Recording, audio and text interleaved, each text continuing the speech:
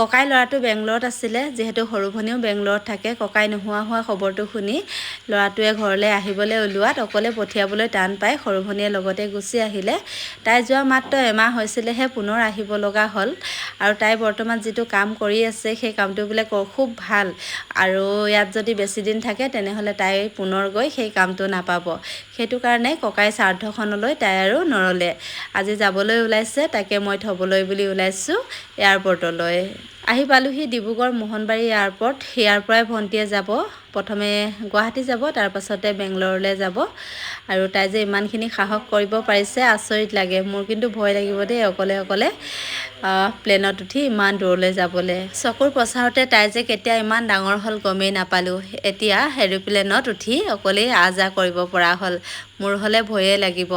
এতিয়া তাই বেংগলৰ অহা যোৱা অকলেই কৰে, কেতিয়াবা প্লেনত যায়, কেতিয়াবা ট্ৰেইনত যায়, আৰু প্ৰায় অকলেই গুচি যায়, অকলেই গুচি আহে। কেতিয়াও ভবা নাছিলোঁ আমাৰ সৰু ভনীয়ে যে এইখিনি কৰিব পাৰিব, যিহেতু সৰুতে তাই একেবাৰে অকৰা অজলা আছিলে।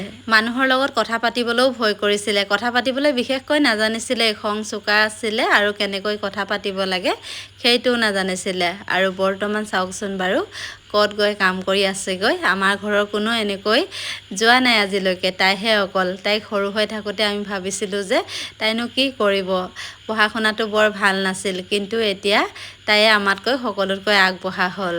এয়াৰপৰ্টত এনেকৈ অকলে এৰি থৈ আহিব লগা হোৱাত অকণমান দুখ লাগিছিলে, কিন্তু দুখ লাগিলেও উপায় নাই, আৰু মনৰ দুখবোৰ মনতে চেপি খুন্দি থৈ তাইক এনেকৈ বিদায় দিলোঁ। যাবৰ সময়ত তাই দুচকু সেমেকি গ'ল, আৰু মই কান্দিলে তাই দুখ কৰিব, গতিকে মোৰ মনৰ দুখবোৰ মনতে লুকুৱাই তাইক হাঁহি মুখে বিদায় দিলোঁ। সৰু ভনীক থৈ আহি তিনিচুকীয়াত সোমালোঁ। এফালে মামু বৌহঁতৰ সৈতে ফেচবুকতে চিনাকি হৈছিলোঁ। তেওঁলোকে আমাৰ ঘৰলৈ গৈছে, কিন্তু মই তেওঁলোকৰ ঘৰলৈ অহাই নাছিলোঁ, আৰু প্ৰায় কৈ থাকে যে আমাৰ ঘৰত এপাক তিনিচুকীয়া আহিলে সোমাই যাব বুলি।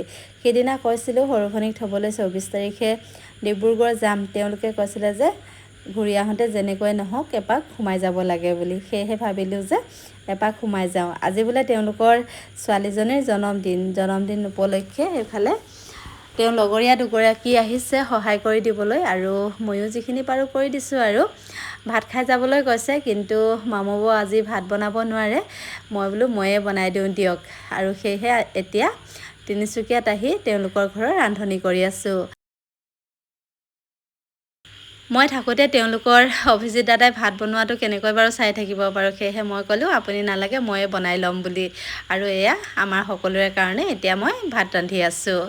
এইফালে মামু বৌ, এইফালে মামু বৌহঁতৰ খুৰীয়েকো আহিছে, যিহেতু আজি মানে ছোৱালীজনীৰ জন্মদিন আছে। আৰু এয়া ধুনীয়াকৈ ভাত পানী ৰান্ধিলোঁ। কি ৰান্ধিলোঁ এয়া চাওক। আৰু দাইল বনালোঁ, তাৰপাছতে কেৰেলা আলু ভাজিলোঁ, পনীৰ বিলাহী ভাজিলোঁ, পাপৰ ভাজিলোঁ, এনেকৈ। আৰু ওচৰতে থকা মামু বৌহঁতৰ বৌ এগৰাকীয়ে দিলে হাঁহৰ মাংস অকণমান তেওঁলোকক খাবলৈ।